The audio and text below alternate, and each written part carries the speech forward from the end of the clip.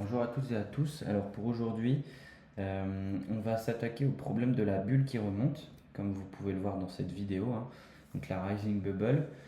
Euh, dans cette vidéo, on va regarder comment on peut coder cet exemple en fait dans Basilisk en utilisant Basilisk.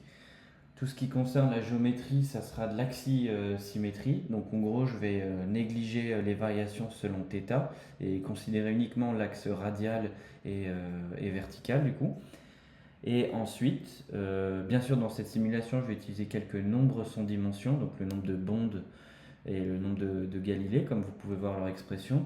Donc ils comparent typiquement les effets gravitationnels aux effets capillaires pour le nombre de Bond et gravitation et les effets visqueux pour le nombre de Galilée. Donc pour faire ça, j'introduis les équations que je vais utiliser. Donc j'ai les équations de Navier-Stokes, bien sûr. Donc c'est de la mécanique des fluides, hein, avec les propriétés associées aux fluides respectifs, parce que comme vous allez voir, ça va être une simulation multiphasique, donc biphasique pour être plus clair. Donc ça sera du liquide et du gaz.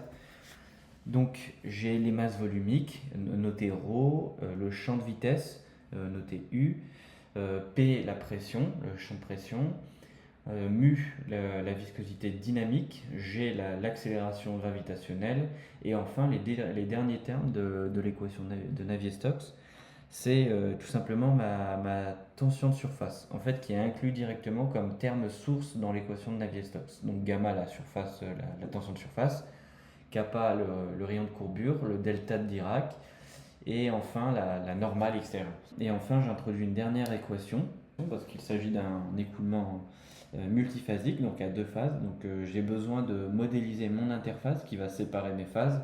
Et cette équation, en fait, elle est advectée le long de l'interface, donc par une équation d'advection. Et ce champ-là, qui s'appelle du coup la fraction volumique, est très très important parce qu'elle va nous dire en fait dans quelle phase on se situe en fonction de la valeur que prend C, sachant qu'elle est bornée entre 0 et 1. Très bien, donc du coup pour coder tout ça, donc on se dirige dans le site de Basilisk, donc le solver, tout ce qui est solver, et en fait on va regarder du coup la formulation centrée de Navier-Stokes, donc qui nous permet d'inclure un solver incompressible avec la divergence de la vitesse qui vaut 0. Donc comme vous pouvez le voir, hein, c'est open source, vous avez accès au code, hein, comme on peut le voir du coup sur le site, donc si vous voulez comprendre un peu plus. Ensuite, on va utiliser le solver two-phase flow. Donc comme vous pouvez le voir, je vais appeler en fait la méthode des volumes de fluide, tout simplement. Donc du coup, on se retrouve sur VS Code pour coder. Donc je vais d'abord créer mon fichier en utilisant Touch et on va l'appeler rising.c, comme voici. Donc du coup, comme je vous ai dit, pour coder dans Basilisk, il nous faut nos include.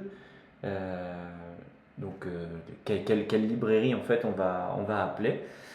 Et comme il s'agit en fait d'une simulation 2D axis, donc en fait je vais vous montrer, et on va avoir besoin tout simplement de la librairie axi.h. Donc comme on peut le voir sur Basilisk, hein, je clique ici, donc ça c'est ce qui nous permet d'activer l'axisymétrie. Juste faites très attention parce qu'en axisymétrie les axes sont inversés par rapport aux coordonnées cartésiennes.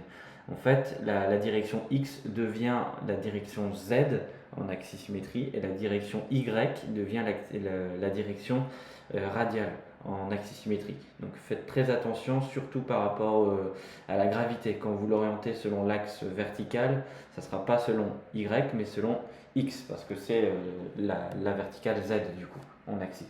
Donc du coup, j'inclus mon axi.h.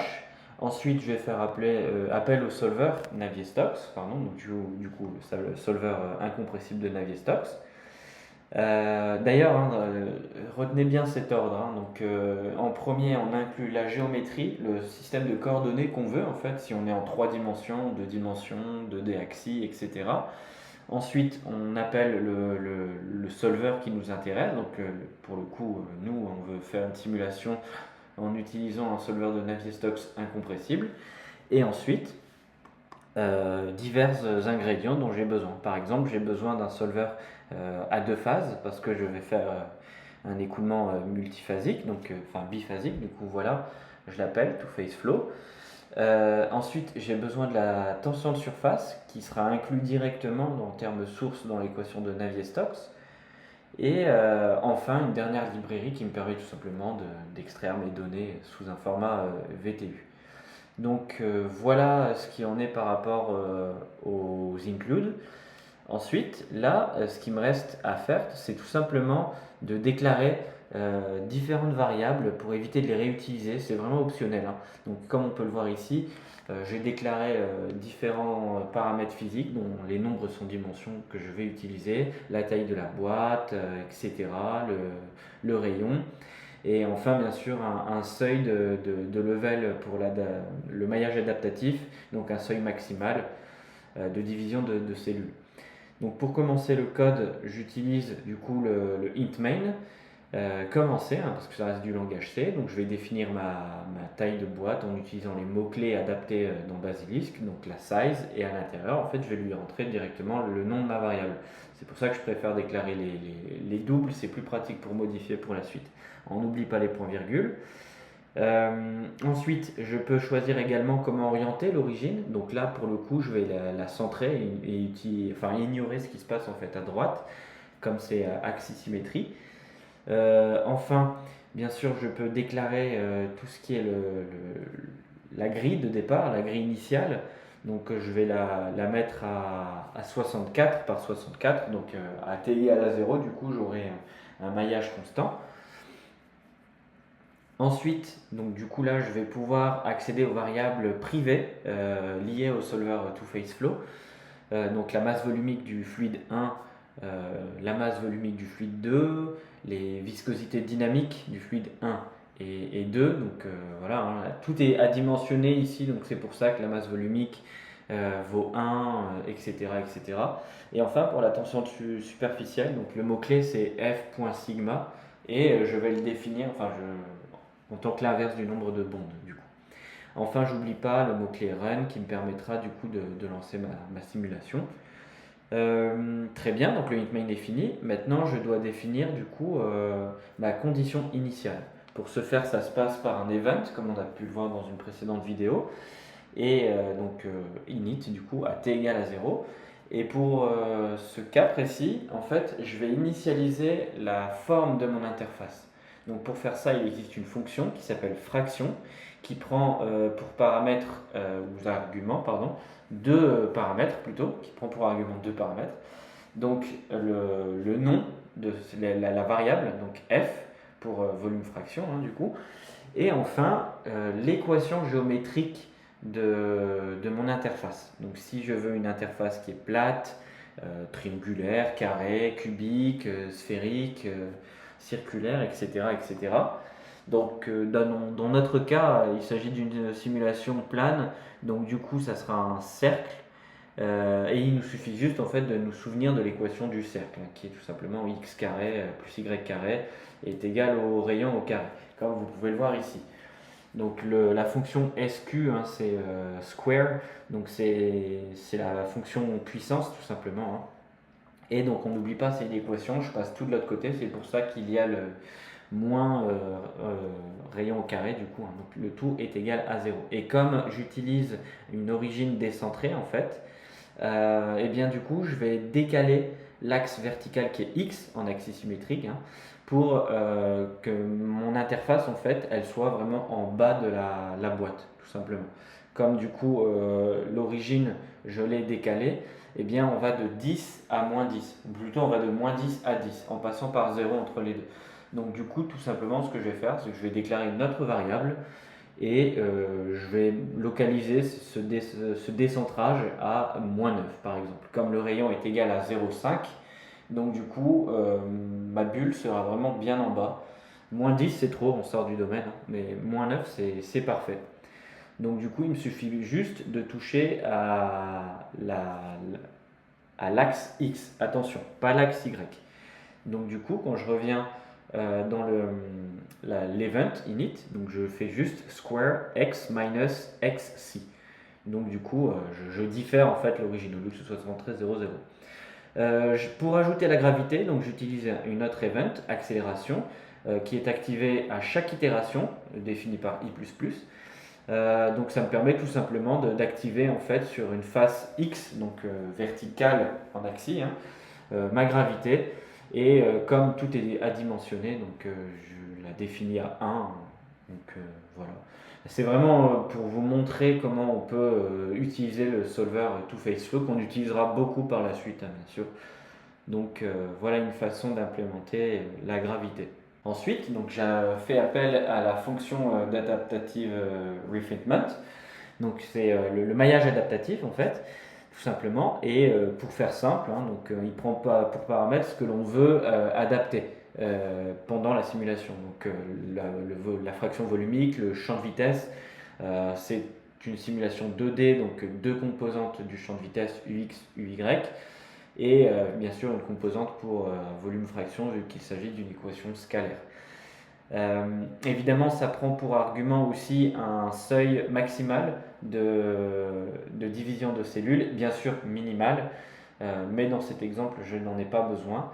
Donc je fais juste appel au seuil maximal qui est ici. Donc typiquement, hein, dans les régions où la solution va varier fortement, hein, donc je vais avoir une division vraiment optimale, d'où le maillage adaptatif. Et enfin, donc j'ai copié-collé ces deux derniers events. Donc le premier qui me donne tout simplement une barre processing et le deuxième qui me permet d'extraire mes vidéos, enfin mes données en format VTU pour être ouvert sur ParaView. Donc voici la structure du code qui sera bien sûr disponible. On n'oublie pas du coup, donc on compile et on exécute. Donc voici la ligne de compilation et la ligne d'exécution directement en utilisant le double esperluette pour l'écrire en une ligne. On ouvre du coup nos données dans ParaView. Voici l'interface de ParaView, hein. Donc on va choisir nos champs qu'on a enregistrés. Donc à savoir F, la pression et le champ de vitesse. Donc voici le volume fraction. Voici la volume fraction. Donc comme vous pouvez le voir, hein, donc je peux appuyer sur play, on voit la bulle qui remonte tout doucement. Donc c'est vraiment hyper utile, hein, ParaView. Donc, comme on peut le voir, on peut afficher aussi le champ de vitesse. Par exemple, si je zoome, voici l'évolution du champ de vitesse, hein, au cours du temps. Donc c'est vraiment très utile. Là, on va essayer de faire quelque chose un peu plus poussé. Donc on va activer un filtre pour essayer de lisser en fait l'interface, comme on peut le voir. Donc je tourne la géométrie pour qu'on voit la remontée verticale de la bulle, comme vous pouvez le voir là, hein. On peut également supprimer le domaine à droite, donc c'est très très grand. Donc pour cela, je vais utiliser un clip du coup.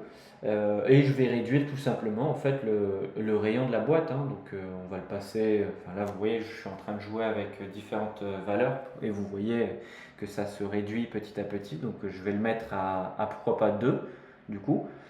Et on voit du coup que ça a bien réduit. J'enlève les barres pour avoir juste mon truc. Et là, ce que je vais faire, c'est que en fait, je vais réfléchir, ou plutôt utiliser le filtre transform. Où vous allez voir pourquoi, en fait. Donc déjà pour apparaître le symétrique du membre de droite. Donc je vais le tourner à 180 degrés pour qu'il reste aligné, mais juste décalé à côté, comme vous pouvez le voir là. Et en fait, ici, c'est vraiment pratique pour des visualisations, hein. Donc par exemple, à droite, j'affiche volume fraction, donc vous voyez la goutte qui remonte, enfin la bulle qui remonte, pardon. Et à gauche, pourquoi pas afficher par exemple le champ de vitesse pour regarder le profil des vitesses. Donc on peut ajouter également, donc là ce que je vais faire, c'est que je vais juste scale le champ de vitesse en fonction du temps, hein, pour que ce soit propre. Je vais utiliser un autre filtre qui est contour pour tracer l'interface. On n'oublie pas de réactiver, hein, bien sûr le champ de vitesse. Et pour l'interface, je vais juste augmenter l'épaisseur de l'interface pour qu'on puisse la voir. Donc là, comme on voit là, c'est un peu fin. Donc j'augmente juste l'épaisseur et là vous voyez, c'est un peu plus gros. Je change la couleur également, donc pour que ça ne change pas, hein, on veut quelque chose de fixe, blanc, voilà, c'est parfait. Et enfin, donc je zoome juste un petit peu pour arranger, et avec les color bars qui sont à droite, hein. Et voilà, pourquoi pas, hein, un résultat, pourquoi pas. Donc, vous voyez à droite, hein, volume fraction, à gauche, champ de vitesse. Donc voici le code, hein. Bien sûr il sera disponible dans ma sandbox, donc il n'y a pas de souci. Cet exemple, bien sûr, je l'ai tiré d'une autre sandbox, hein, qui est issue de la sandbox de Farzoya, du professeur Farzoya. Donc voilà. Vous pourrez la retrouver dans ma sandbox, bien sûr. N'hésitez pas à aller la voir, hein. Plein d'autres exemples vous y attendent. Et sur ce, si vous n'avez pas compris ou quoi que ce soit, n'hésitez pas à m'écrire en commentaire, hein. Je vous répondrai. Et pour ceux qui ont compris, c'est super. Et en attendant, je vous dis à bientôt pour une prochaine vidéo.